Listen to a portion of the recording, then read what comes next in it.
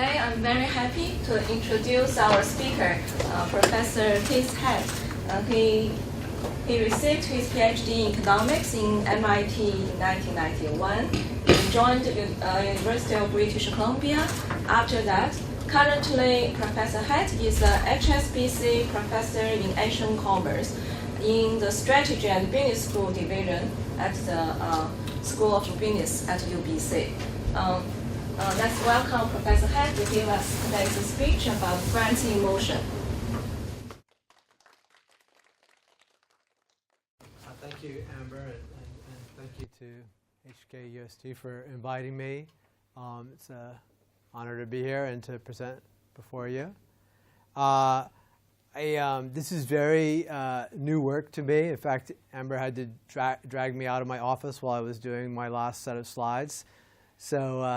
So don't be expecting finished product here. This is very much work in progress.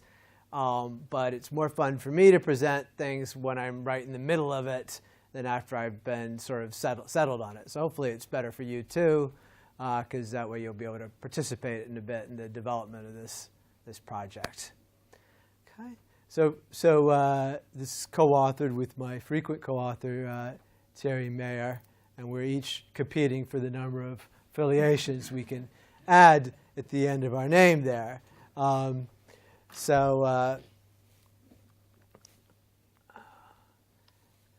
of all, you might wonder, where does the title Brands in Motion come from? We've changed the subtitle many times as we've sort of developed our thinking about what this paper is about, but we kept the main title Brands in Motion because it's inspired by things that we've been reading about in the news about the car industry.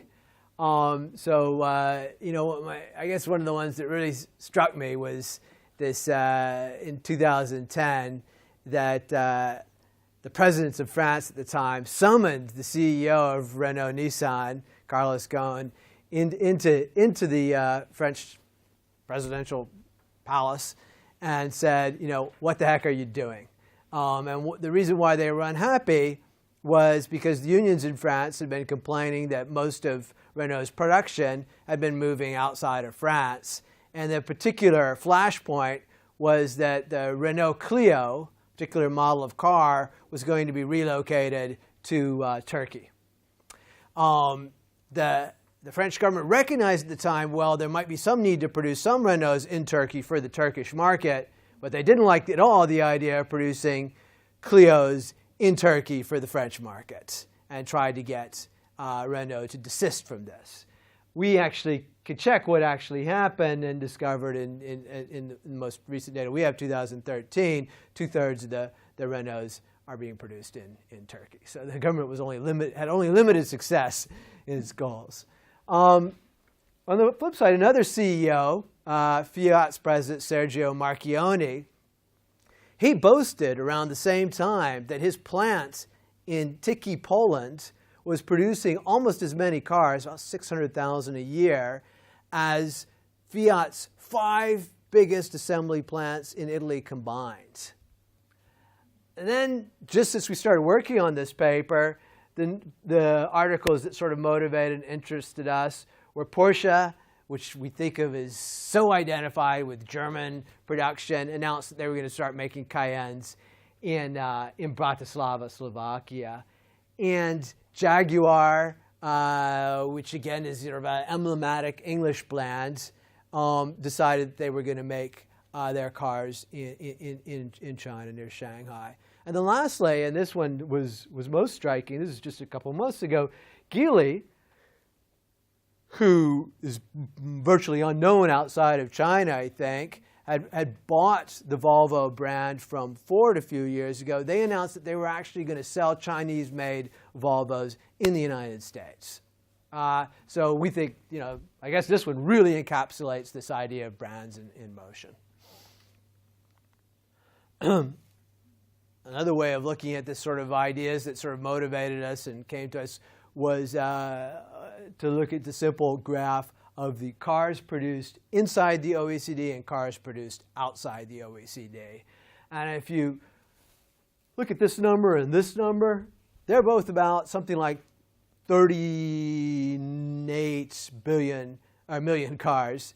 So there's basically been stagnant production in the OECD. It rose a little bit before 2007, and then it crashed, and then came back, but nothing's really happened. Whereas the non-OECD has had this sort of massive growth. How about the percentage of the share of OECD and non-OECD? So do we see the steady growth from the non-OECD countries as the share of the total car production? Because here we Yeah, sure. Magnitude. Yeah, so I mean the share used to be 5 over, about 45, so 1 in 9 cars was made outside of the OECD, and now it's 30 out of 40, so something like 3 out of 4 cars are made out, three, what did I say? 1 in 9 originally, and now about 3 in 7. So yeah, big increase in the percentage. Really big increase in the percentage. Okay. So classic car brands appear to be in motion, shifting their strategies towards emerging markets. If we want to think about how this process is occurring formally, then we're going to need a model, and a model that's sufficiently realistic that we can actually put numbers on it.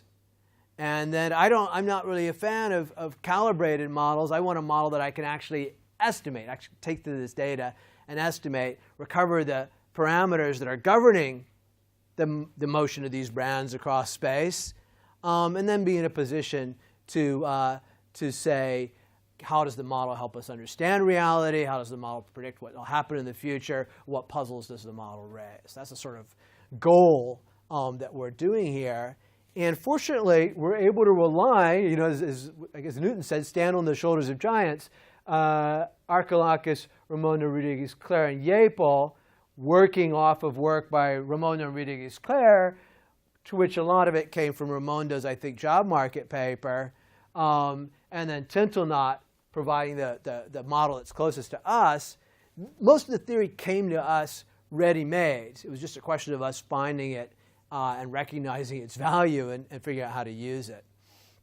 But I think we've added some value by sort of showing how the very micro equations in these models can be taken to the data in a fairly easy way. Okay. All right, so first thing you might question us on those, why should we be caring about cars? Most trade economists, at least, in contrast to IO economists, believe they should do everything at a general level, all trade, or at least all manufactured goods trades.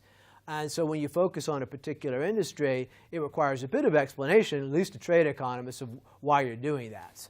So we have sort of 4 possible explanations that might individually or collectively convince you. So the first thing is, when you think about these models that are out there that I talked about in the previous slide, they have particular assumptions that goods are tradable, that there's monopolistic competition as the market structure. And we argue that cars actually sort of fit those assumptions. In fact, it's probably not completely an accident. When trade economists think about multinationals, they often tend to have car examples in their minds. Secondly, and this is perhaps most important, is the extraordinarily rich data that we've got in the industry, and I'll talk about that in detail.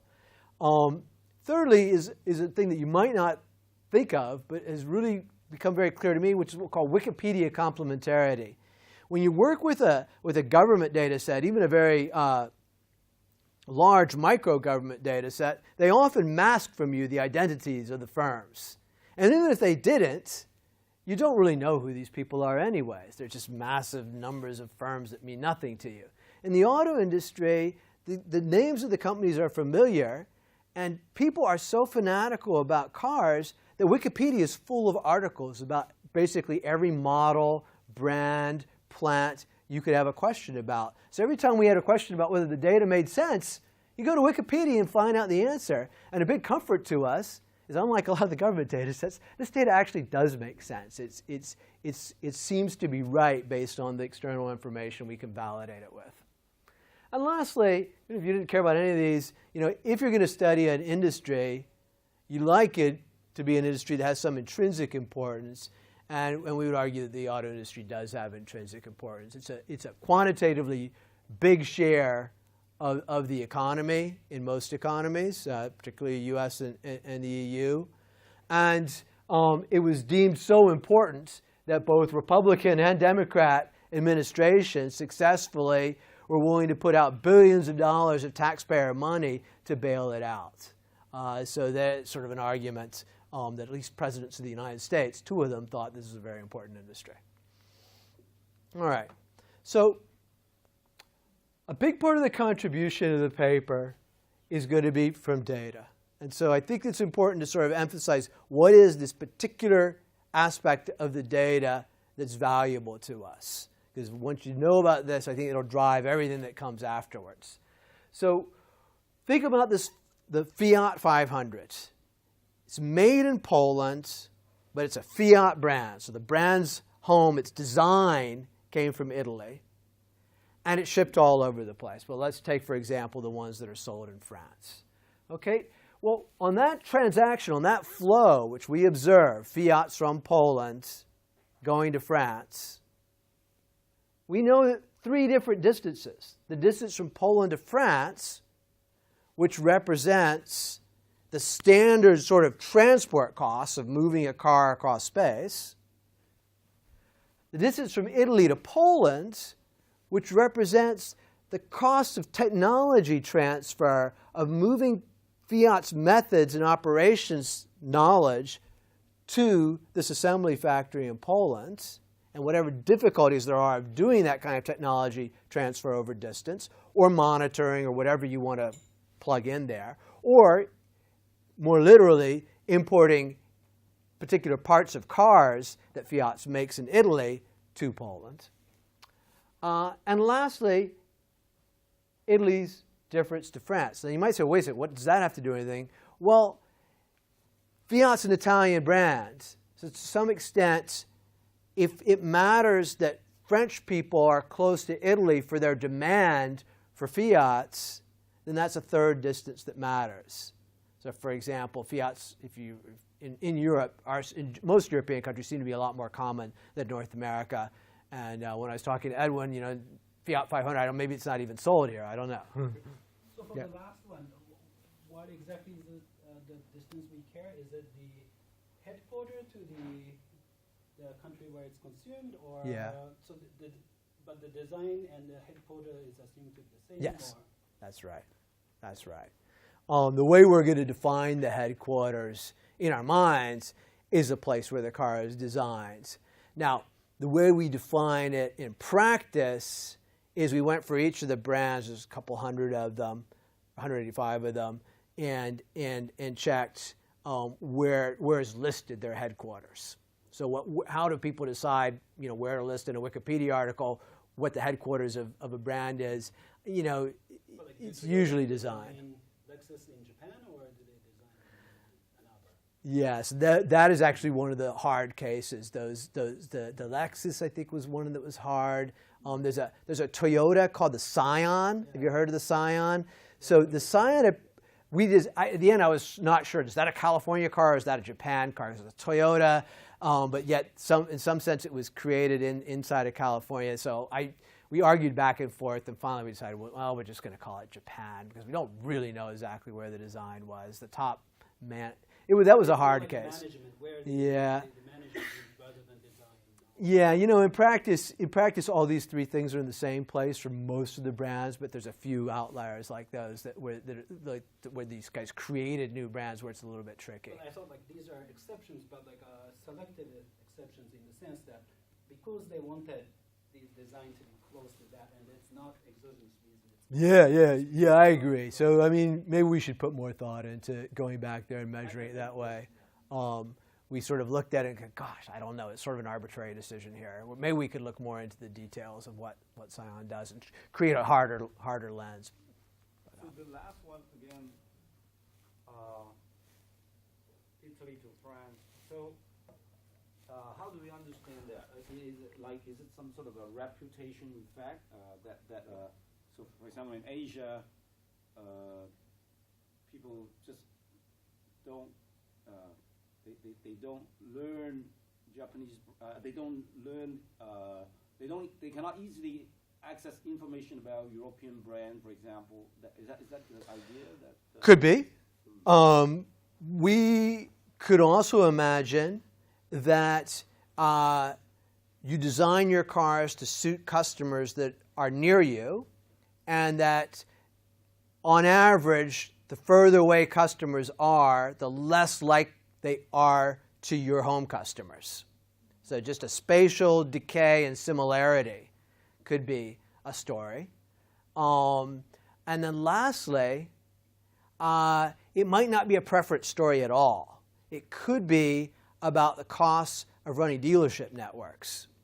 So if you're going to set up a bunch of retailers, right, selling things, you may have to monitor the retailers, and then it may just be the pure physical cost of sending people to monitor and establish a dealership network. So that's not the way we're going to model it in the model. We're going to make it a preference parameter. It's a preference story. But in the back of our minds, we think it might be a dealership story. And I have one particular result that sort of pushes in that direction that I'll show you when I get to it.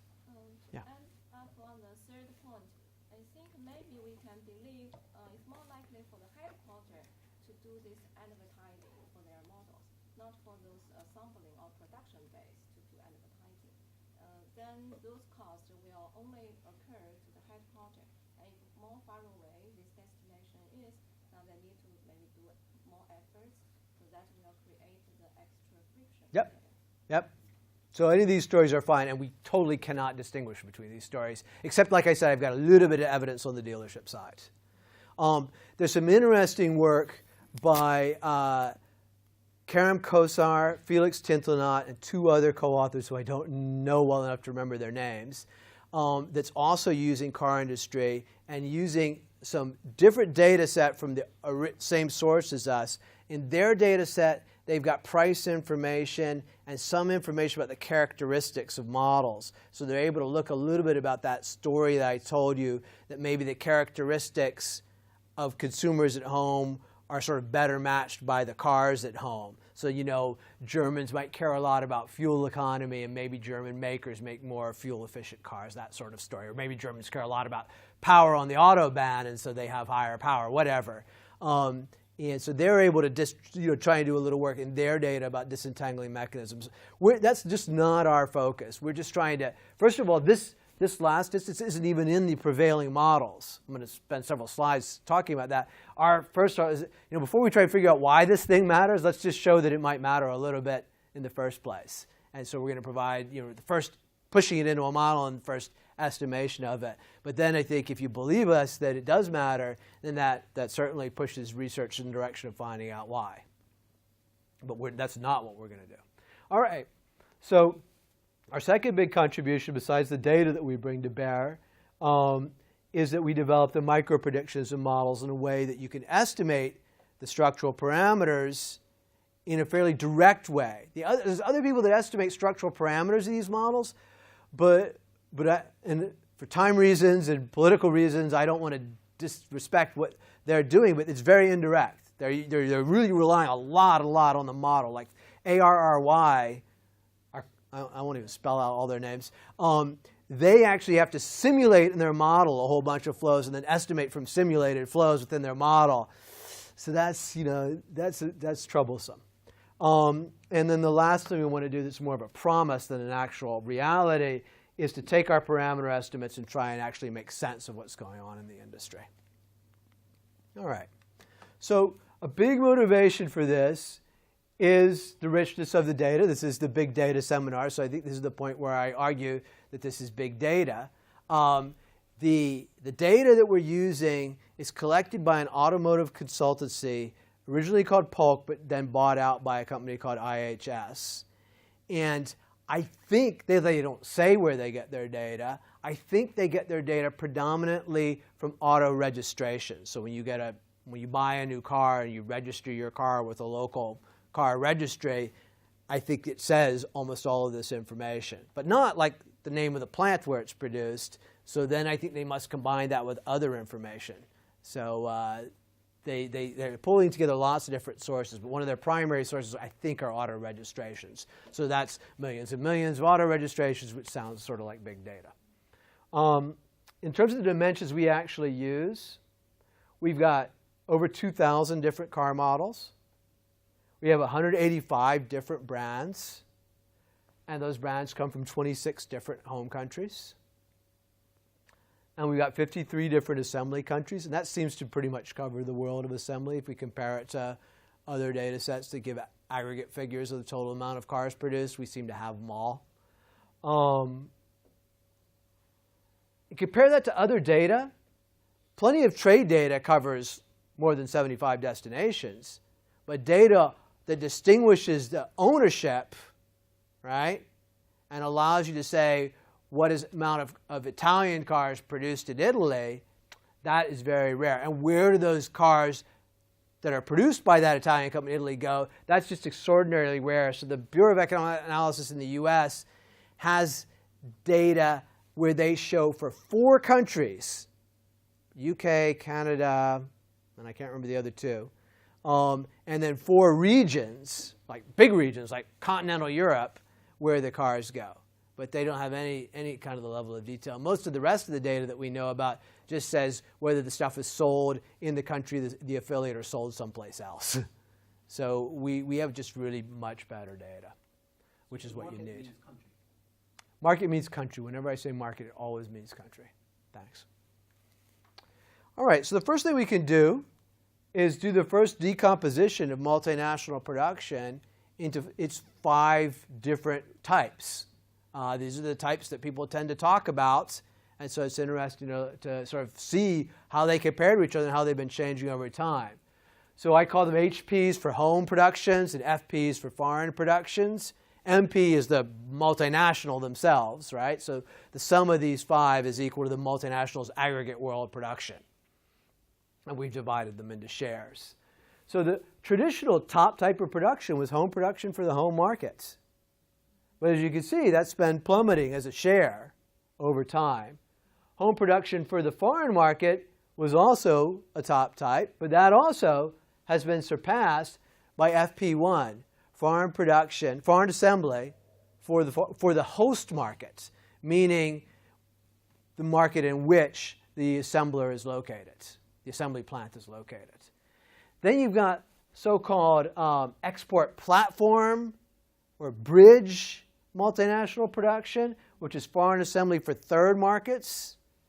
And then lastly, foreign assembly for the home market. So this is those Turkish-made Clios being imported back into France. Okay? And so this is what people usually talk about offshoring, and this is the politically most controversial one. And so we were quite surprised by just how small it is and how little it's growing. Because originally, when we set out to do this paper, our paper was going to be an offshoring paper. It was in the name of our original titles. But offshoring is not the biggest thing going on here. How does the HP1 line look like if it's absolute number rather than share? I think it's more, I would guess it's more flat in keeping with that. So basically the factories are setting up in these Yes. Yes. It's more about growth in this than absolute decline in that. Although for some countries there is the absolute decline. Like I think in France it's just absolute decline, US absolute decline. So I don't want to be absolutely certain about that. But since aggregate world OECD production isn't, I think it's falling some, but not nearly as steeply. Okay, but you're getting at something that's really important. If we remove non-OECD markets, non-OECD destinations. So we usually use markets just to distinguish it from a consumer from a producer. So when I say markets, I'm talking about a country as a buyer. So when we remove non-OECD countries as buyers, buyer markets, the figure changes in this figure. This guy here is dramatically depressed and doesn't grow nearly as much as before.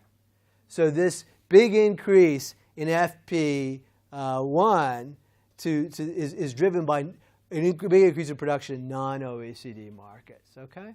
And now we can see a bit of increase in offshoring if you look closely, right, in percentage terms, it's, it's a non-trivial percentage increase. And this one is pretty obviously increasing. And so any model of multinationals ought to consider these export platform motive. Okay? All right. So if you guessed this non-OECD, we're actually talking a lot about China. And so it's really important to tell the Chinese story straight away. And so this phenomena of big declines in home production shares, of the rise in the non-OECD, it's not a story about offshoring to China. In fact, if we look at China, the purple and the black lines first, we see this massive rise in production, where China went from being about 2 or 3% of the world production of cars to being something like 23%, 25% of the world production of cars. But their consumption was rising every bit as fast, and then actually it takes off a bit faster at the end. So China's a net importer of cars by the end of the sample. So China's massively important in explaining this line. It's unimportant in explaining what's going on here.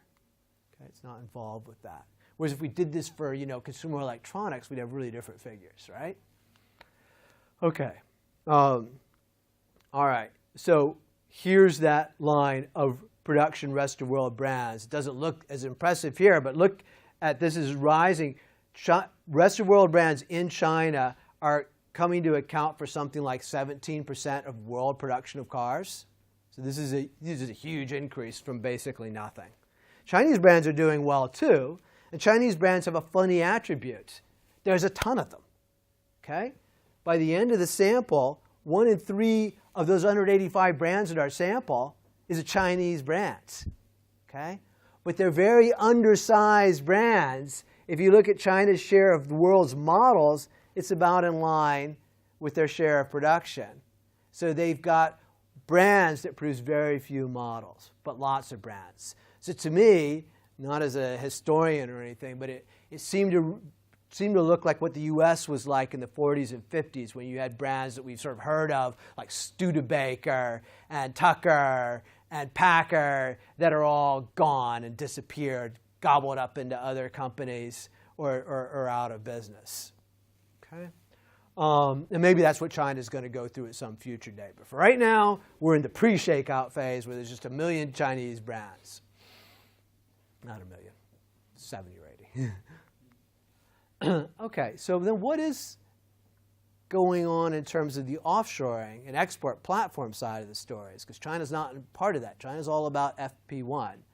Well, we think it's the growth of what we're going to call the peripheries. So the first, New Europe, this is a reference to something I think Donald Rumsfeld said about, he said they said that France didn't support them. They said, we don't care about the old Europe, but the new Europe supports us, because Poland was quite supportive of the US in 2003. And so we're calling this the new Europe, but it's basically the Eastern European countries that mainly joined the European Union when?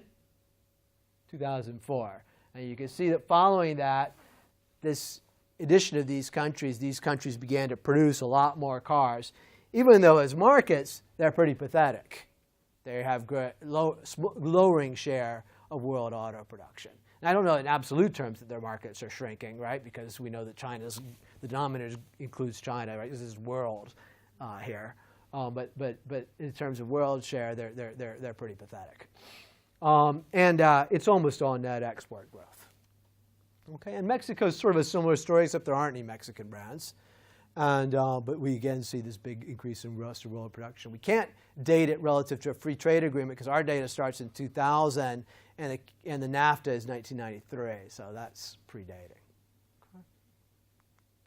All right, I sort of told these stories already, but the Tiki story is kind of interesting. This plant operates 24 hours a day, 6 days a week. It's a very productive plant. And in contrast, Fiat's other plants are at 40% capacity. And then another story that's kind of interesting is Renault has a plant in a place called Novo Mesto in Slovenia. And originally, it was a joint venture that they established in the then Yugoslavia to serve the then Yugoslavia market. It was going to be FP1, right? Host market oriented. But then the host market ceased to exist. Yugoslavia fell apart, and they repositioned it as a export platform. And so now it exports Renault cars all over Europe, and to some extent to other places in the world. Okay, so what did we learn from all this facts before we go to data? Home production is declining, but it's still important. Countries are using new production locations, partly to serve the home market, very often to serve third markets. And the China story is completely different from the iPod story. It's just, don't think iPods when you're thinking about cars. All right. Now I'm going to move to facts that are actually going to be closely related to our data. And the first fact is a fact that sort of forced us to change the whole way we were thinking about the model. So I'll just briefly say how that was. I come from this trade background where we tend to assume something called the Armington assumption, which is that the products produced in every country are differentiated simply by being produced in different countries. And this assumption was created by Paul Armington back in the 60s because otherwise you couldn't make trade models work. Because even at fairly disaggregated levels, most countries import from most countries, right? And so if there was one best place to get your consumer electronics from, well then why are you importing consumer electronics from all these other not best countries? So we had to say, oh, they're differentiated. They're different varieties, right? Okay. And then when I worked with Chinese data, even when I went down to 8-digit Chinese data, I found that China was importing things like liquid crystal displays from like 40 different countries. You think of it as coming from Japan and Korea, but in fact they come from all sorts of places. So it just seemed to me that the reality is that, that these goods are differentiated by place of production. Everybody, it wasn't just me, we all sort of tended to assume this at one level or the other. But when we looked at the auto industry, the fact of the matter is when you're looking at a model produced for a specific market country, 95% of the cars for that market are going to come from a single assembly country. Okay? So they are single sourcing. And why didn't we ever capture that in trade data? Well, because trade data doesn't record the brand, right? The trade data is about the characteristics of the product, not the brand or the firm identifiers, right? And so it's the fact that we've got these particular models, Fiat 500s, Renault Twingos, that now allow us to see this. And another thing that someone pointed out to me is that this may also be a specific feature of the fact that we're looking at the final goods. Perhaps if we were looking at something like spark plugs, we wouldn't see this single sourcing. That because it's important to have security of input supplies, you might see sourcing from more than one place. For example, Nike, I believe, sources its shoes from 30 or 40 different countries. So it may be this particular nature of this assembled cars, not parts, and the fact that there's vertical integration between the assembly factories and the retailers, the people that are selling these things, may drive this result. So I don't know how often this is going to be seen, but it certainly was a dominant feature of our data. And even when we looked at models where the brands associated with that model had 10 or more different countries in which it produced. So in principle, there were 10 or more possible choices for where you might produce and import that model because the brand has factories there, so therefore it could produce the model.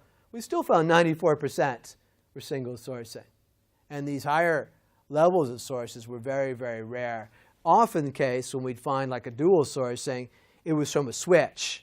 So maybe halfway through the year, they switched sources. And so you see importing from both places, but they weren't importing from both places at the same time, we don't think.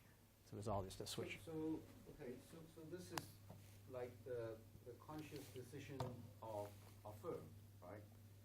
So a firm will, if it tries to serve the French market, if a certain model of a car serving a French market, that model almost always sourced from, let's say, Poland, right? So, okay. Well, Renault, it would actually be Slovenia in this case. Okay, so why do you want to highlight this point? Is it something that you use to as an assumption in your model? Absolutely. Okay, I see. Absolutely. I'll show you. Second fact we want to highlight, because we're going to use this in the model, and it's different from the previous models. The previous models by Tintelnot and these other people said basically that the firms served every market. And what we found is that individual models only rarely serve all the available, actually they never serve all 75 countries. There's no model that's sold in 85 countries.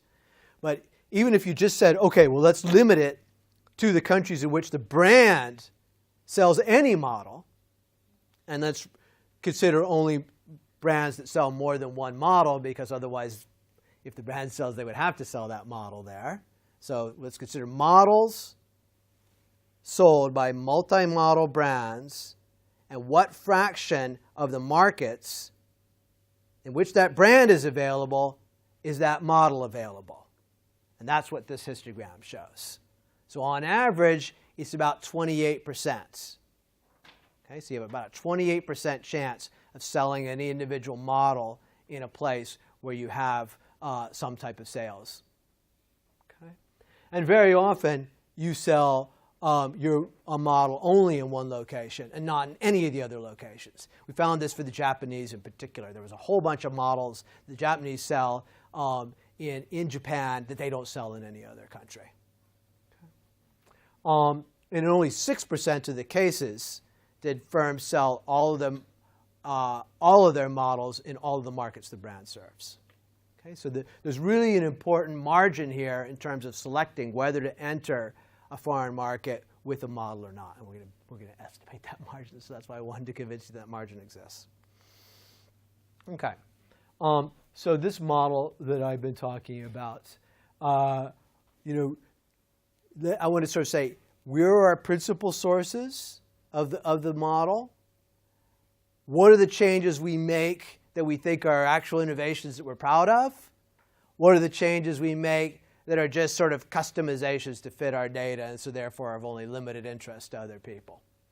So the big building blocks for a model first is the idea of the multilateral MP frictions. We talked a lot about the design country to consumer country one, but the one that's not in the existing literature. The one that's in the existing literature is about the design country to the assembly country. So the distance and other what they call MP frictions between the headquarters and the assembly country.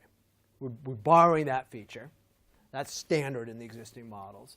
And then we're taking advantage of Tintelnot's model because he assumed that firms make individual varieties, and each variety has a heterogeneous country productivity shock. So in other words, each model is kind of well suited or poorly suited to being produced in any particular country. Okay. Now what's new? We're going to add brand heterogeneity. So instead of just having the firm's underlying productivity, we imagine that there's a beta that consumers worldwide attach to a brand. So a BMW would be a high beta brand, okay? In principle, I think. And then the second thing is these multinational sales frictions that complete this triangle. I'll explain this in a moment. And then we make a couple of adaptations that are just to suit the data.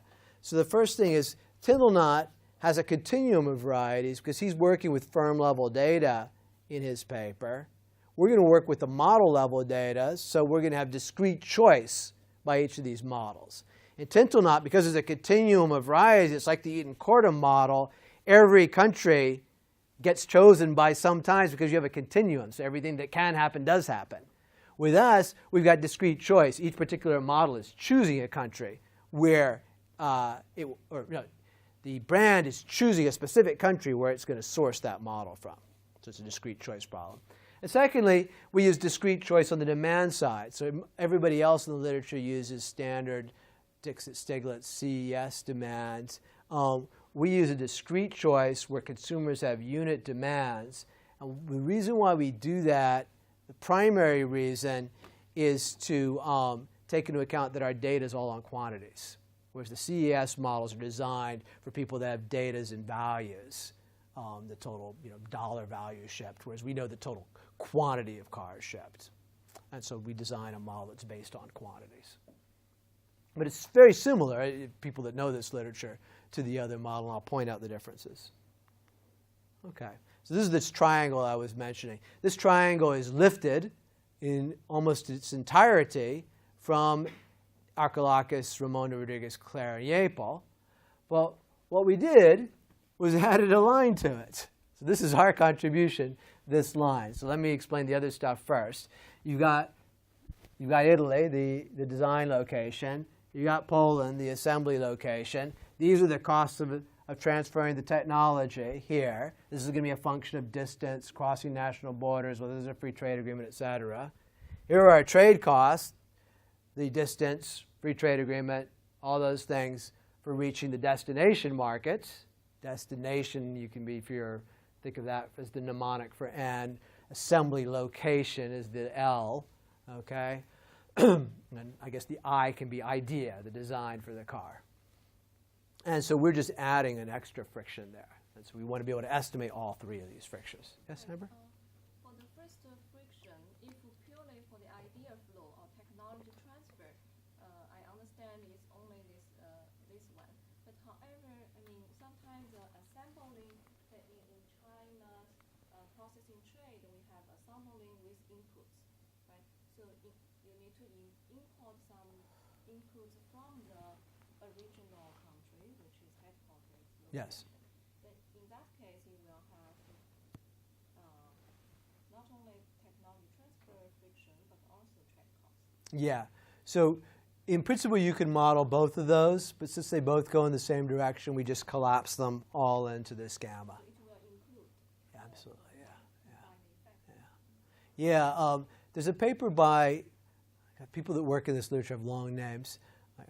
My contribution head, very simple name. But there's a paper by Irascible, Opramola, and Moxness, and they don't have these gammas, but they do have what you said. And then they assume that the same taus prevail, but they implicitly get gamma because it depends on what your share of your inputs are that come from headquarters, and that multiplies it. So then they're able to use that kind of restriction to get extra power in their identification. But we don't do that. We just got this gamma, and it's going to capture both. Okay? Just as this one, in effect, captures not only the taste side, but also potentially this dealership type story as well. So, to some extent, you've got to collapse things so you don't have too many entities floating around that you can't actually identify them separately from each other. So these costs assume to be, the frictions assume to be same across brands, for example. Yes.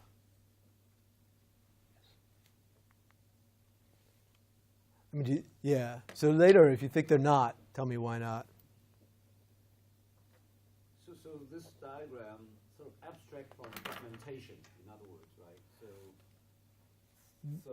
Right. Because this paper is all about assembly of cars. We don't know anything about parts, where the parts are produced, what's going on. Yeah. So it's one particular function, assembly, and only in the background is lurking. Maybe there's some engines being produced here that are being sent there. Some other countries feeding parts to the assembling location. If other countries are feeding parts in there, that's just a big problem, I think, right? Because that's just a huge emitted variable that I'm not really sure how that all works into this. That's right. So that's just like a sort of a scary worry about what would happen with all these other parts. And so if we see signs of that's actually going on, yeah, then we'll have to think about what to do. So far, I don't see the signs of it, but maybe you'll watch it with fragmentation on the mind. You'll see some sign of a concern. But right now, yeah, that's just totally abstracted from, except for that one limited way. All right. So I think I'll just keep moving. Yeah. All right. So I can answer that. That stuff can come up later. So we're going to use a funny terminology. Everybody's heard of micro and macro, but we're going to talk about meso. So meso has a meaning. I hadn't really thought about it, but I looked it up. Meso means in between micro and macro. Biologists and other physicists use this word meso. So we're going to use this meso. So why? Well, because the macro level is usually the country level, right? And so that's sort of established usage, that when you're talking about country level aggregates, we call that macro. Micro, in our case, could have many meanings, but in our case, it's models. Okay? But then where do these brands fit in? They're more micro than country aggregates, but they're more macro than models, so that's where we get this meso terminology. So other stuff that we need to do, we've got a set, LB, and that is very important. That's the set of places where the brand assembles cars. So for example, for Buick, it's US, Canada, China, and Korea. All right? In fact, they assemble more cars in China than any other countries. The next set is the set of models that are assembled in each country, L. You're going to aggregate across that set to get the meso. Right? So for example, Fiat, Poland, they make the 500 that I've been talking about a lot, and they also make the Panda. And then the last set is beta. When we want to get to the macro level, we're summing across firms, and so that's not beta, that's calligraphy B. Calligraphy B set for France would be Renault, Peugeot, Citroën, and Bugatti. But we're not going to do the macro in this paper, at least. It's been done by other people, and we just had a lot of stuff to do. But it exists there as a third level of aggregation. All right, so what do we not consider?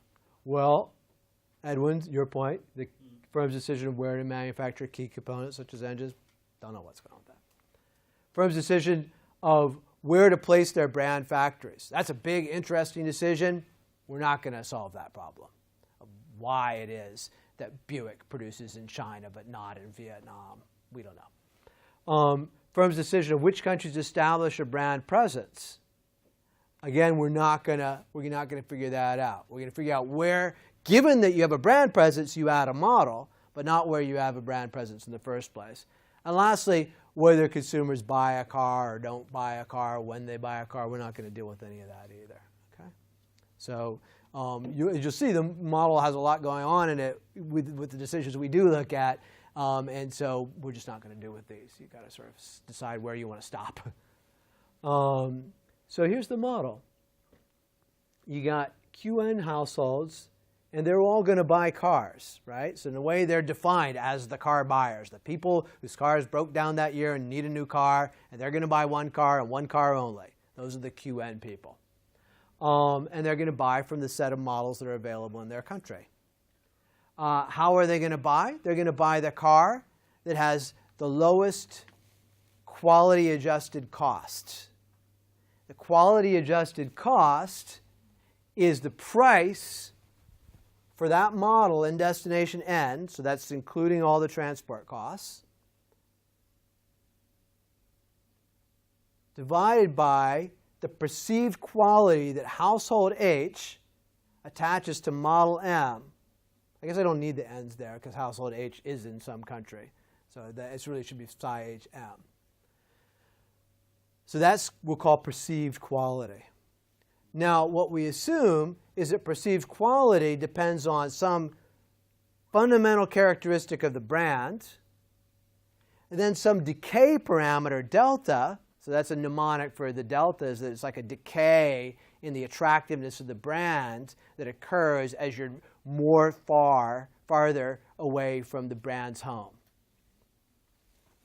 And an IID shock. So if you're familiar with this literature, once you've put the exponential here, you need to assume that this thing is gumball. If you talked about this whole thing together, you would assume it's Frechet. Then there needs to be a scale parameter in the gumball, which is actually the inverse of it is the shape parameter in the Frechet. This stuff is very confusing at times, but it all works out very nicely. You get to here. Okay? And so this is just looks a lot like CES, right? But it's not quite CES because this is the share of all cars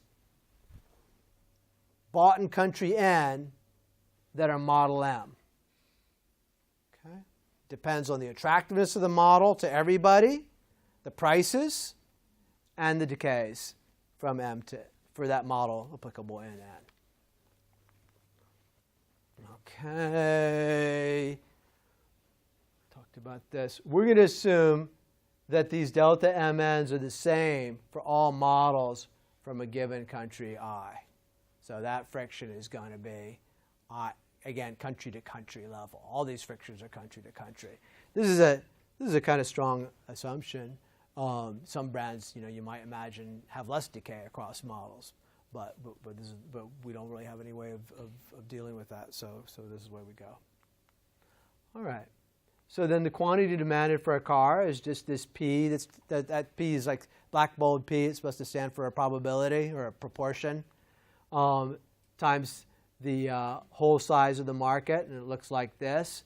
So if you compare this to CES, which you may be more familiar with, I don't know how many people are trading. This would be income or expenditure in CES instead of quantity, so it'd be in dollars instead of cars. And this would have eta minus 1 in it, whereas here it's the same power eta. So it looks a lot like CS, but it's not quite the same. All right, now moving to the supply side of things. The cost of producing a model in location L and delivering it to country N is the wages in country L divided by the productivity of the workers there at producing this particular type of model times the trade costs of getting it there, which are these standard iceberg ad valorem trade costs.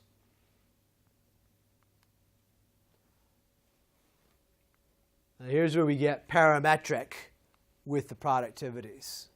And we're following the literature. There's nothing new here except we just rearranged terms a little bit. But the ideas here are completely from the literature. The productivity of producing a Fiat 500 in Poland depend on the skills of Polish workers. The productivity of the company Fiat that produces the Fiat 500. So this is the Malizian productivity draw. And this technology transfer decay parameter, right? Which, as Amber said, might actually have also sort of represent the cost of shipping parts from the brand home to country L. Okay? And then there's a zeta. And that zeta is the unobserved shock. And lo and behold, you've got to assume zeta to be gumball, because we've got this exponential. If we didn't have the exponential, we would make it Frechet, just like Eaton Cardam, etc., if you're familiar with that. Okay. Good. So I've said all these things.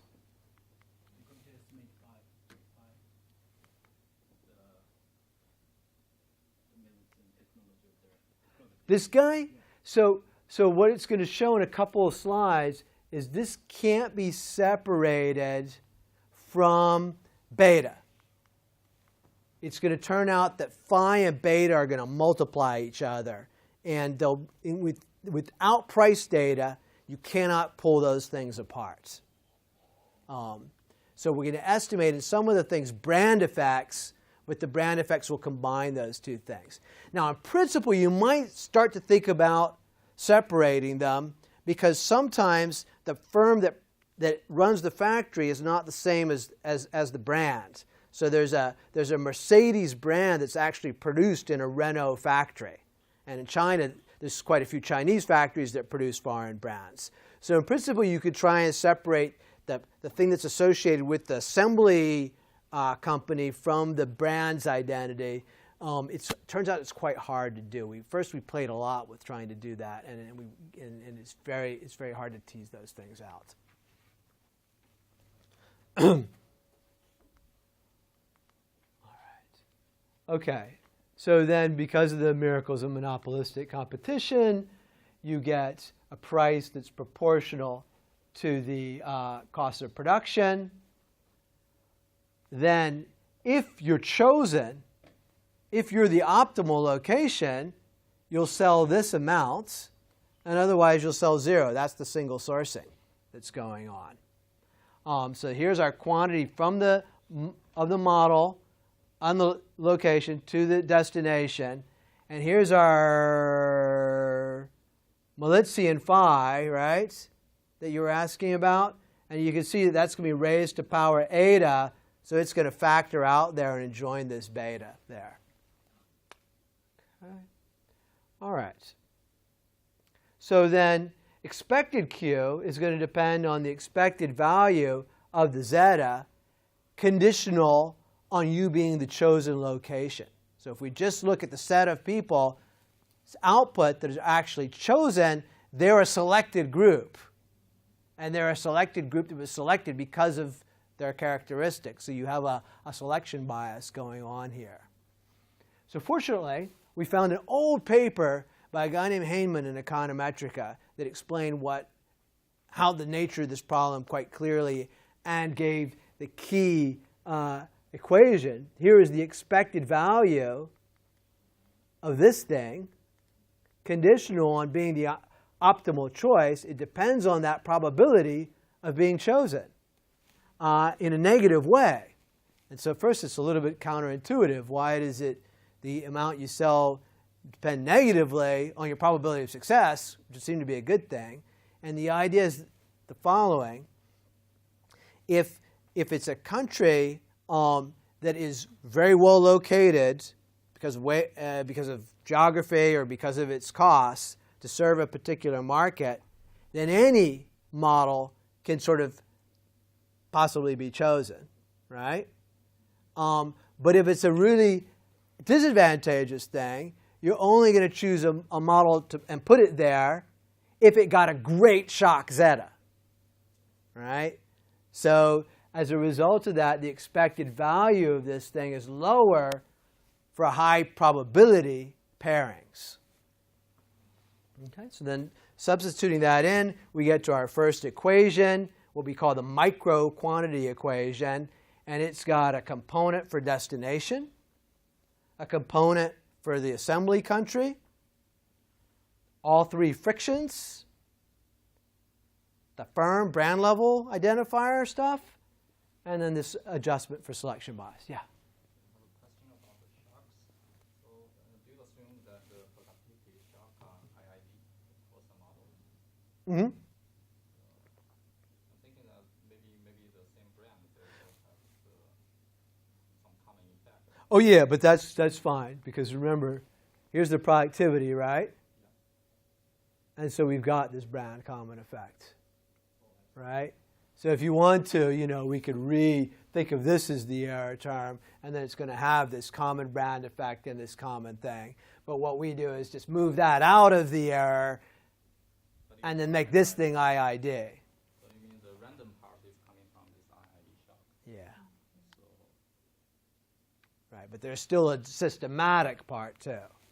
So I think we're fine. The part is non-random. Yeah, but it doesn't, it's the same, right? We can make this phi determine the mean of the shock or not. I don't think is there something I'm missing? No, I mean in the literature, so I was thinking about a shock might hit a brand and then simultaneously impact the productivity of the whole production line. Is there a time component to this shock? No, this is a static model. Okay. This is a static model, yeah. Oh, so you're imagining some kind of diffusion or something like that? No, it's just a static model, yeah. Cool.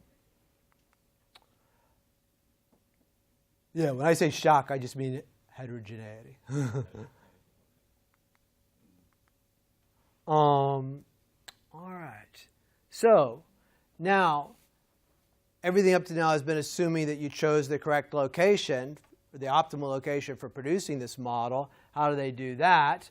Well, they want to choose the one that's the lowest cost of all the options where their brand actually has facilities. Because they're not going to pay the fixed cost of adding a whole brand facility, so they're just choosing from amongst the places that they've got facilities.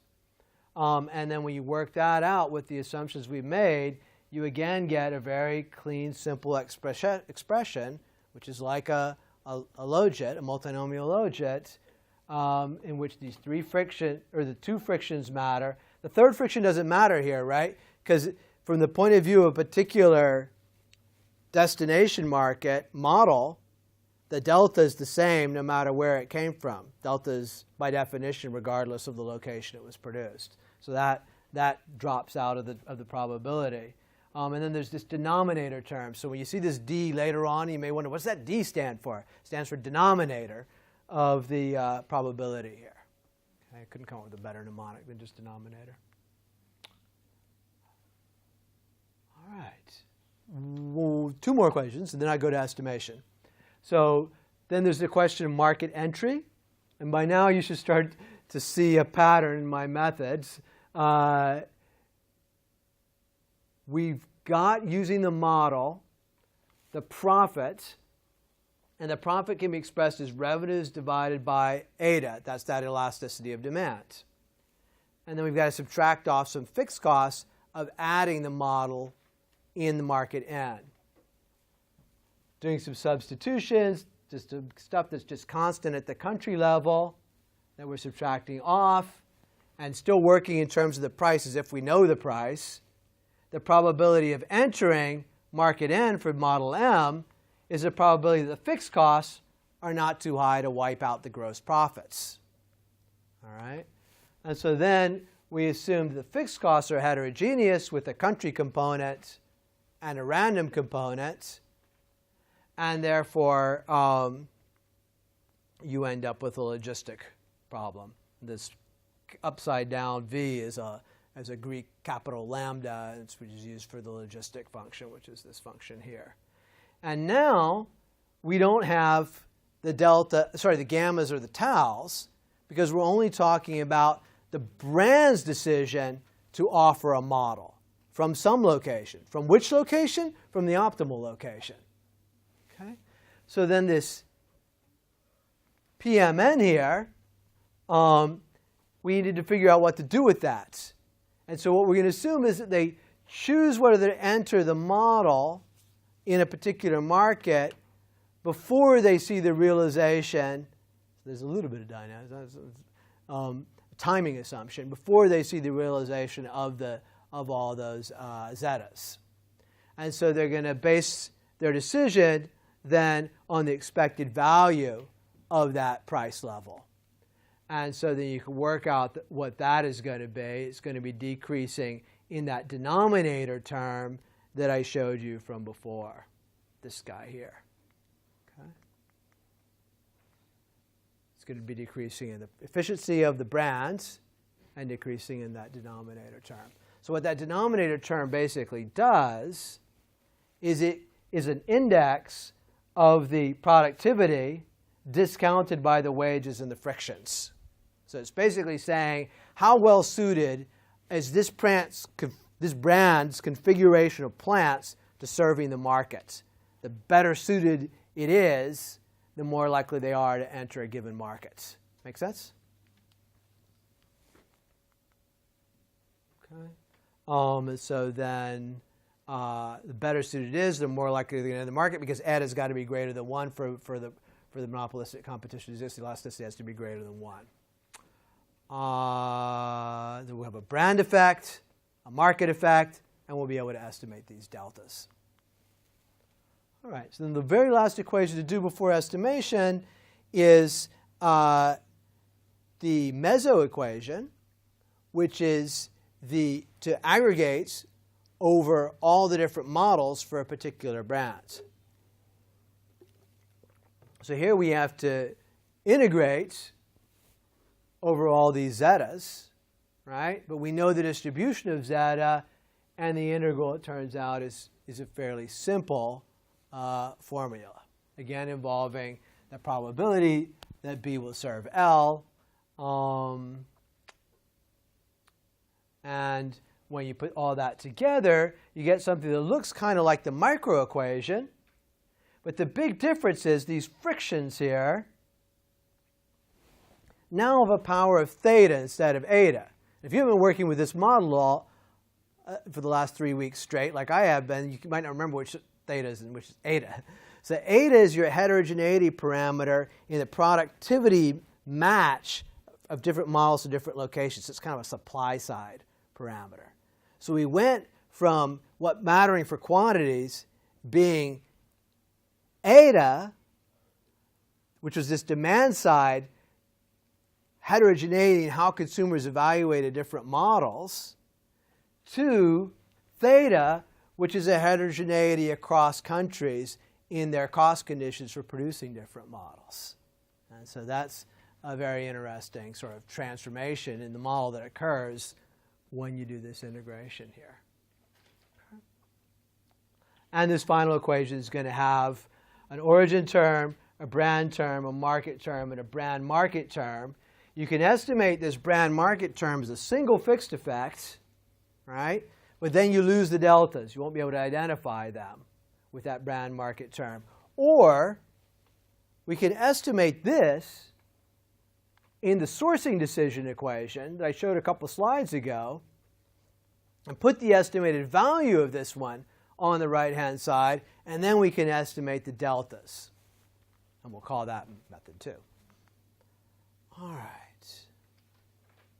So then the next step is to parameterize the frictions. And so the frictions, as I mentioned, are going to have distance, contiguity, regional trade agreements, and a variable called home, which is equal to 1 if, for example, the producing country, the assembly country, is the same as the destination country.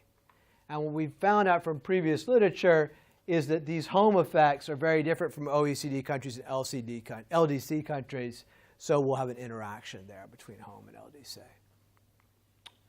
All right. So as I said, the sourcing decision can be expressed as a fixed effect for each location. The vector of things determining tau, and the vector of things determining gamma. So here are the estimates. Okay, wish I could now split this page to the next slide. So that we're going to have to do it in 2. No, they all fit on 1. Okay, good. All right, so for the origin effect, we added a couple of variables because even though it's a static model, we got 14 years of data. And so the origin fixed effects may change over time. And so we just put in GDP per capita income, and the price of GDP, which is sort of a measure of exchange rate over valuation. So yeah. Here the estimation is, it's not panel. You're using this as a cross-section data. We've pulled all the years. So how does, like, for example, if I already have a factory in some country, so we are looking at 2014 data, and then we already have a factory in Poland because we established a factory last year that's to export to France. Then doesn't that affect the? I mean. Okay, so I think there's 2 things. Already a fixed cost is paid, so how do you deal with that? Like, so there's 2 different levels. The choices that I'm choosing over here, if I'm Fiat and the Fiat 500, where to source it in Canada, right, would be I'm choosing across the places where Fiat has facilities, Italy, Poland, Mexico, a few other countries, right? And that changes over time in a way that we just incorporate in the choice. What are the different countries, right? So that's incorporated into the estimation that over time, the places where Fiat has assembly facilities may be changing. Now, what I think that you're actually getting at is what if I'd already started producing the Fiat 500 in Poland in a previous year, and so there might be some kind of cost of switching the fiat production to another location. There might have been some sunk costs of adding that model to the Poland location. So we don't have that. We don't have that. Okay, so they're making this choice on an annual basis, sort of as if fresh, right? We could stick in there, did you produce the Fiat 500 in the previous year in that country? Yeah, I thought that would just improve the estimation. Yeah, but it'll basically absorb a lot of stuff, right? It'll basically absorb everything. So another thing we could do, we did as our first sort of go around for this, is just look at the very beginning of the model when it's first offered in a market and look at the choice then. But that won't work for some of the other estimations we want to do. But it does tend to give quite similar results. So yeah, so maybe we should be thinking more about what you did. Right now we're treating it as if there was no sunk costs at all for the model, but maybe quite a bit of sunk costs for the brand level. But the model, we're imagining they can switch wherever they want. And the problem is if we did it the other way you're suggesting, it would just almost in my experience, I haven't run the regression, so I don't know, but in my experience is whenever you do that kind of that lag dependent variable, did you source it there, that will absorb everything else, and everything else will be estimated very imprecisely. I was thinking more like in line of dynamic. Yeah, we just didn't want to go that dynamic route. Yeah, it's just we wanted to try and get at these frictions. We thought the best way to get at the frictions in the static setting. So another way you could think about this, I think, is that it's almost like they're making that decision once, but then we're weighting that observation in the data by more if that model exists for multiple years in our data sets. Then it'll get sort of more weight in the overall estimation. Yeah, so you could sort of think about it as sort of like weighted static estimation, I believe. All right, so just focus on this column because I'm starting to run low on time, and focus on our tals. So our tals are just, to my mind, lovely. You might not see a bunch of numbers that think they're lovely, but I like them a lot. So what we see is that there's this big advantage of producing within the OECD. You exponentiate to get effects here. So the exponential of that is something like 3 or so. So you're much more likely to choose, as an assembly plant, that same country to keep it local. It's even bigger within LDCs. Distance is important.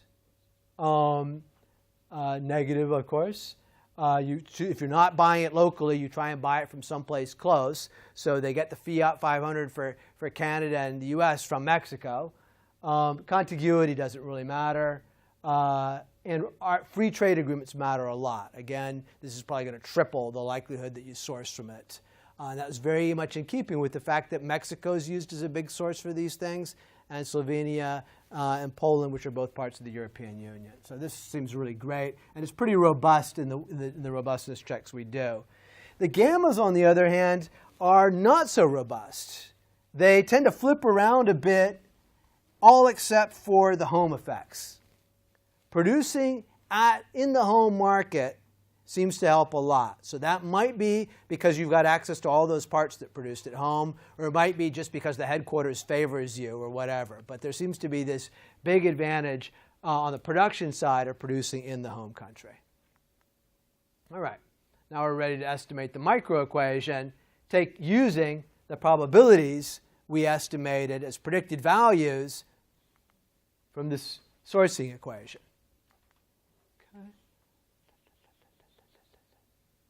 I talked about the selection correction. So here's the here's the microequation. Here's our tals again.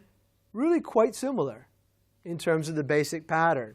Big home effects, bigger for LDCs, distance effects. Now we do get a bit of a contiguity effect, marginally significant, and again, big RTA effects. Okay. Our correction for this probability in the OLS is quite pathetic. It didn't really do anything, and it doesn't have the right sign. It's supposed to have a sign of minus eta over theta, so negative. When we estimate two other alternative models, which I don't really have time to explain why we estimated them, then we get more reasonable results on this correction, and it seems to work a bit better. But the tau results are really robust anyways across these different methods. The gamma results are very weak and very non-robust, and often not even of the right sign. Okay, so on the microequation, the MP frictions really underperform relative to what we went into this expecting them to do. For example, distance is the wrong sign. So is contiguity. So there it's quite a disappointment. The delta effects are pretty good. We find that people like home brands. They like brands produced by firms headquartered in the country where the consumer is. They like brands better if they're from nearby, although that's not significant except in the EKS specifications.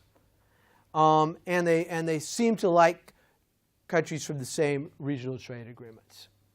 We had a couple other things. This is kind of dynamics, but it's a weird kind of dynamics.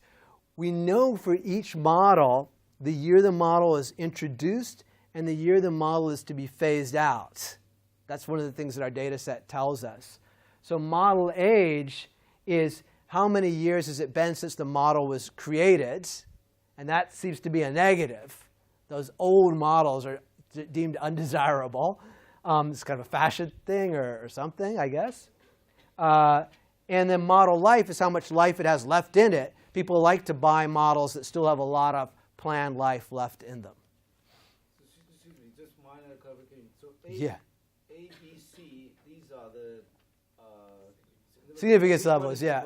A is the most. A is the best, just like grades for students. A is 1% significance, B is 5% significance, and C is 10% significance. Did I ever explain that? No? Sorry. You haven't been to enough of my seminars. That's my bad. I apologize. That should be in a footnote down there, but there's so much stuff, I guess we forgot it. Yes? So for cross-section regression, this is many number of populations. I think the R squared is really large. Did you check which component contribute to the... Where is the R squared? It shows here. More than 50%. Yeah. So, but remember, right? We've got the whole thing. We've got in this model, we've got brand level fixed effects, origin level fixed effects, destination level fixed effects, right?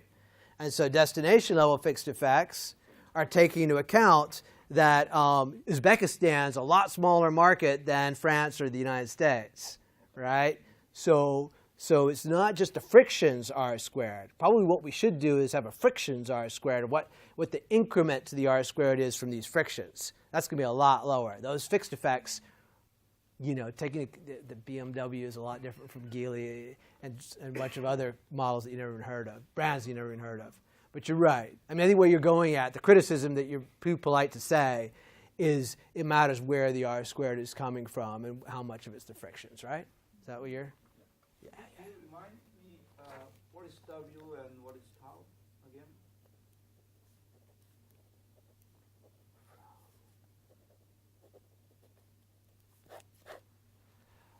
What is? W and tau. Tau are trade costs. Trade cost, okay? Yeah. W are costs of production. Cost of production. Or, yeah, all the sort of cost shifters. And that P is the This is the probability that the location that is producing the car was the optimal choice. Okay. Optimal choice. Yeah, the probability that it would be chosen in the previous equation. So this is a predicted probability that came out of the conditional logit that we'd already estimated. Okay, and at least we get the signs right here in these methods, and we never get a significant positive. That would have been a big problem, because, but if we only get the correct negative signs in the Poisson and the Poisson shares estimates. EKS is just Poisson on the market share of the car. Okay, I've only got 10 minutes, so I want to talk about the meso equation, which is where we aggregate up to the brand level. And here, performance is a lot better. The tals are good as always. They're just so robust. And again, you see the OECD smaller than the LDCs. Then we get bigger distance effects. You might say, well, why are you getting bigger distance effects? Remember, it's a different parameter. Now we're estimating thetas, not etas. So we're estimating heterogeneity across production locations versus heterogeneity across models as seen by consumers in the previous one. And then I mentioned that method 2 allowed us to also estimate the deltas. We were able to put these guys on, and they're supposed to have coefficient eta over theta minus 1. So if theta is bigger than eta, this is going to be negative, right? So evidently it's negative. This coefficient is bigger than the coefficient from the micro, 0.33. So that's consistent with theta being bigger than eta. So there's some internal consistency going on there. The gammas, the multinational production frictions, they're looking a little bit better. Well, no, really. Actually, the home part of it just still continues to look good. The other 3 components of it are wobbly and tend to move across specifications. Not very trustworthy. Now, our deltas, we can't even estimate them here, because in these specifications, we have brand destination fixed effects. So they wipe out the deltas because those are fully captured by brand destination. But here, when we control for the DBN, that denominator term from the location choice, as our index of the brand's abilities to serve this market, we now get pretty nice, especially in the OLS, delta effects. Big home effects, especially in LDC. Pretty big distance effects. This is about this is about half of the distance effect in terms of shipping goods, is this psychic distance that we talked about, and contiguity and RTA matters. So this is the result I mentioned that I wanted to say before. This is the one that sort of points to possible role for dealerships, because you're doing better in a market if you have an RTA.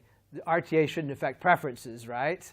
But it could affect the ability to operate dealerships, because most RTAs, like the European Union and the NAFTA, allow for free movement of skilled workers. And so that can make it much easier to operate a dealership in another country if you could freely send people over there to inspect that the dealer's doing the right thing, et cetera, or fly the dealers back and show them your new models and all. All right, one more equation to estimate, which is the model market entry equation, which is a new equation to our specification, whether to offer a particular model in a particular market. And here, let's just focus on this, not the robustness checks. Again, we get these big home effects, right? Because when you exponentiate 0.88, we're talking about 4 times as high or something like that. So it's very, very impressive. No, sorry, more like 3 times as high effect.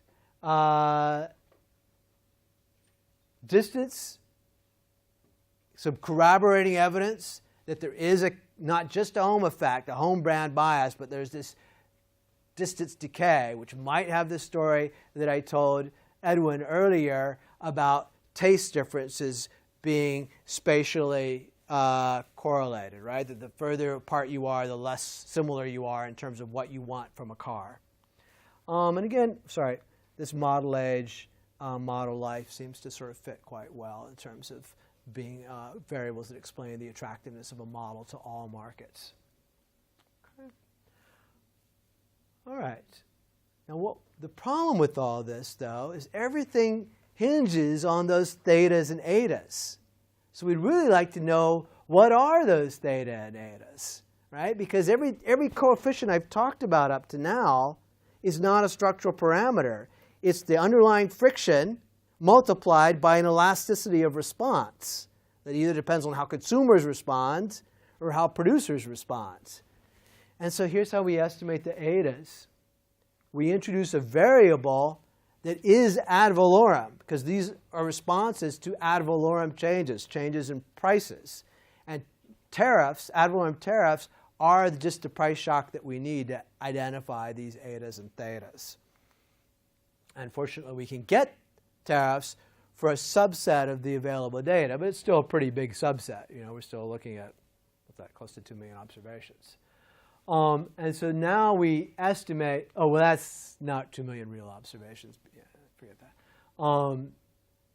Because it counts each of the different choices. It's counted as an observation in a conditional logit. But so now we re-estimate the conditional logit, and the parameter we're going to get on the log of the applied tariff is theta. So our first estimate of theta is 9.2. Then we estimate the micro, and we get etas. And we show a couple of different versions, the OLS and the EKS. Very robust, right? Very tight, you know, to my mind, estimate of theta around 4.5-ish. Okay? Then we estimate the meso, and now we're supposed to be getting thetas. And we have several different methods, the method 1, the method 2, the EKS, here using method 2. A lot of robustness here on the OLS meso, really close to 6. The EKS meso wants to be a bit bigger, minus 12. But the good thing is that all of these thetas are telling us the same message, that theta is quite a bit bigger than eta, which is exactly what we had been seeing signs of in the previous regressions. Okay. So now, do I have a couple minutes? Yeah, a couple minutes. These are just the rest of the results from those equations. They're very similar to the other equations, because even though we reduced the sample a lot when we estimated these etas and thetas, it didn't seem to have any, you know, real material effect. The results end up being quite similar for all the different variables, and you know, we have time to scrutinize that. Just take me on faith. Okay, so first check of reasonableness for our thetas. We estimate a different specification. Instead of having home LDC and home, we just have one home variable, and we've got we have a different home variable for every single country. So we've interacted the country of production with the home variable. So we're allowing Uzbekistan and Norway and everybody to have their own home effects. And then we graph those home effects on the underlying tariffs. So if the home effects are basically be explained by different tariffs, this should fit well. If the home effects differ because of God knows what, corruption or whatever, then this wouldn't fit very well. In the end, it fits pretty well. Like it's 0.56 r squared, and so that's just the r squared of this regression. Here are all the OECD countries. You can see they're kind of clustered with low tariffs. And then the LDC countries with some of them with very high tariffs. And the slope here is 12, so that really supports that. This is estimating theta, so that supports that idea that theta could be about 12, or at least that theta is some big number. Then we could do a bunch of different consistency checks. If we take the thetas and etas that we estimated, like 4.5 and 9, and then compare to what we should have gotten in some of the previous regressions, you know, we find, for example, this should have been about 0.5 in the micro equation, and we had that one bad estimate, but the others are kind of close. In the meso equation, it's pretty lovely. We're supposed to estimate 8 over theta minus 1, which is 0.5 minus 1 minus 0.5, and we, in fact, estimated these things. So really right around the environment. So we got, to me, a very nice consistency check that the thing is working. And last thing, we can consistency check our home effects, our RTA effects, and our distance effects. Just take a minute. So for RTA effects, the effect of a free trade agreement, if all it is getting rid of the MFN tariffs, which is the main thing a free trade agreement does, should be equal to theta times the log of the MFN tariff. We know those MFN tariffs. On average, that's 0.143. Okay? Our OLS estimates predict the RTA coefficient should be 0.86. What did we actually estimate? 0.82. So it's very close. And what that suggests is that all this other stuff in RTAs, that you know, the RTA negotiations go on for hundreds and hundreds of pages, right? Or hundreds and hundreds of years, and then the agreement itself is hundreds and hundreds of pages. It's all rubbish according to us. What matters is the tariff reductions. And then what about the home effect? Well, when we've got all those tariffs on the right-hand side, the home effect allows us to estimate the non-tariff barrier of each country. And what we find is non-tariff barriers work out to, depending on which estimate you use, somewhere between 8 and 17%, which is a lot smaller than, like, if you recall, like Anderson and Van Wynkoop, who estimated the non-tariff barrier implied by the Canada-U.S. border effect. They found like 40% or something like that. We're finding, this very moderate and totally believable number, to my view. It's, comparable in size to the tariff barrier. And then we estimate the underlying effective distance on transportation costs, what we call rho. We estimate it to be about 0.06. And then in a paper that I've been promoting here while I've been talking to people that I did with Thierry in the Canadian Journal of Economics 2 years ago, we reviewed the literature and said that a reasonable range for rho was 0.01 to 0.07. We did this paper 2 years ago, so we didn't know what these results were going to be. But fortunately, we're right in there. We argued in that paper that to make sense of most aggregate trade statistics, you need a rho of 0.25 or quite a bit higher. So that's what we call the dark matter mystery, that actual rhos are below 0.07 almost for sure, yet the rhos needed to make sense of trade data were over 0.25, so the gap was what we said you needed some sort of alternate explanation. And yet what we find for cars is you don't. There's no dark matter in the car industry. It's all observable stuff. It's freight costs and tariffs seem to be pretty much explaining what's going on in terms of the trade patterns. So how come? Well, partly we got lower baseline elasticities of distance to deal with. But partly we've got these very big estimated response elasticities. Okay. Right? And so what we're seeing here is these thetas, remember, are telling us how responsive you are to cost conditions in different countries. And the answer is they're very responsive. So there's not a lot of unobserved heterogeneity in this model country productivity. All right, well, I kept you long enough. If you're interested, we can back out the comparative advantage of car producers because we've got the ADA terms. We can back out S over W, the skill divided by the wage. We find that the Koreans are the best by far. The Japanese are the second best. And the European producers, Britain, Germany, France, they're all about the same. China is not good but not bad. And Egypt is just downright awful. Bottom line of the paper, I already mentioned the no dark matter conclusion in the car industry. The other conclusion is no place like home. These home effects, all three types of home effects, really big. For example, being at a headquarters, it works out to having about a third lower costs. So it's really a big advantage. And consumers value home brands about 23% more than they value foreign brands. So you see, home effect, there are actually multiple dimensions of this home effect, right? So there's three different dimensions of the home effect, and they're all big. And we're the first people that could ever estimate all three different dimensions. Nobody else has had the data to do this. So we find especially big home effect for multinational production, but even pretty sizable ones for these. And remember, these home effects are big, but they would be bigger still if we didn't estimate such large thetas. Okay? The response elasticities are quite large. And our overall conclusion is, wow, this seemed to work better than we could have hoped. I mean, when we got finished running these results, we were really excited because we didn't know that any of this stuff was going to work because these models are really, quite stylized.